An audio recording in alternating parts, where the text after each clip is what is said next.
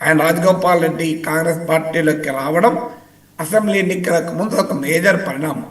రాజగోపాల్ రెడ్డి దానివల్లనే కాంగ్రెస్ గెలిచిందని అనొచ్చు. నేను అక్కడ దాకా వెళ్ళడం లేదు, కానీ డెఫినెట్గా రాష్ట్ర రాజకీయాలపైన కొంత ప్రభావం చూపినటువంటి పరిణామం అది. ఆ సమయంలో కాంగ్రెస్ హైకమాండ్ స్పష్టమైన హామీ ఇచ్చింది, క్యాబినెట్లోకి తీసుకుంటాం మేము అధికారంలోకి వస్తాయని. కానీ ఆయనకు పేరు చెప్పి, మిమ్మల్ని జిల్లా పేరు చెప్పి, కులం పేరు చెప్పి ఆయన ఆపుతున్నారు. ఆయన వాదన ఏంటంటే మరి పార్టీలో చేర్చుకున్నప్పుడు ఇవన్నీ గుర్తు రాలేదా అని.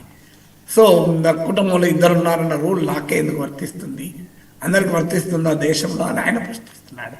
సో ఆయనను సాటిస్ఫై చేయాల్సి ఉంటుంది. బహుశా ఆయనను సాటిస్ఫై చేయడానికి అడ్డంకిగా ఉన్న సుదర్శన్ రెడ్డికి క్యాబినెట్ హోదా ఇచ్చినట్టు కనబడుతున్నారు. దీనివల్ల రాజగోపాల్ రెడ్డికి లైన్ క్లియర్ అయినా ఆశ్చర్యపడాల్సింది ఏమీ లేదు. సో ఇలా ఇప్పుడు రకరకాల social combinations, Mahesh Kumar Goud PCC అధ్యక్షుడే కాకుండా ఆయన ఎమ్మెల్సీ బీసీ సామాజిక వర్గానికి చెందినవారు, ముఖ్యమంత్రితో కూడా సాన్నిహిత్యం ఉన్నటువంటి నాయకుడు కనుక ఆయన దీనిలో బీసీ ఎమ్మెల్యేలు తక్కువ మంది ఉన్నారు. మీరు బీసీలో ఓటర్లు ఎక్కువ కానీ ఎమ్మెల్యేలు తక్కువ. కాంగ్రెస్ పార్టీలో మెజారిటీ ఎక్కువ మంది ఎమ్మెల్యే రెడ్లు ఉంటారు. సో అందువల్ల ఎమ్మెల్యేల్లో మంత్రి పదవి ఇవ్వడానికి ఇబ్బందిగా ఉన్నప్పుడు ఎమ్మెల్సీగా ఉన్న మహేష్ కుమార్ గౌడ్కి అకామిడేట్ చేయడం ద్వారా బీసీ కోటాను మరింతగా భర్తీ చేయడానికి అవకాశం ఉంటుంది.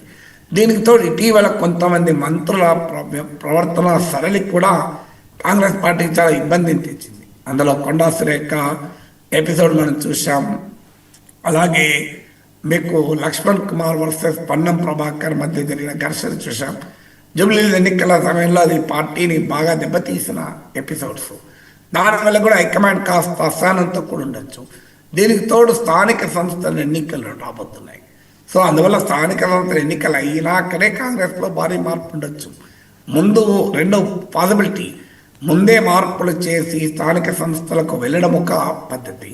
రెండోది ఆశావాళ్ళందరికీ కాస్త ఉత్సాహాన్ని ఉండేలా మీరు స్థానిక సంస్థల్లో గెలిచిరండి, స్థానిక సంస్థల్లో మీ పర్ఫార్మెన్స్ బట్టి మీకు పదవులు ఇస్తాము అని టార్గెట్ ఇవ్వచ్చు.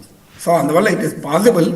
సో కాంగ్రెస్లో భారీ మార్పు అప్పటికి స్థానిక సంస్థలు అయిపోయే నాటికి సగం మిట్టం అయిపోతుంది కాంగ్రెస్ ప్రభుత్వానికి. సో కాస్త కొత్త ఊపును తేవాలన్నా, కొత్త పబ్లిక్ ఇమేజ్ను పర్సెప్షన్ కలిగించాలన్నా, కాంగ్రెస్ ప్రభుత్వం కొత్త దళంతో ప్రజల ముందుకు ప్రజెంట్ చేయాలన్నా కూడా ఈ మార్పులు అవసరం కదా.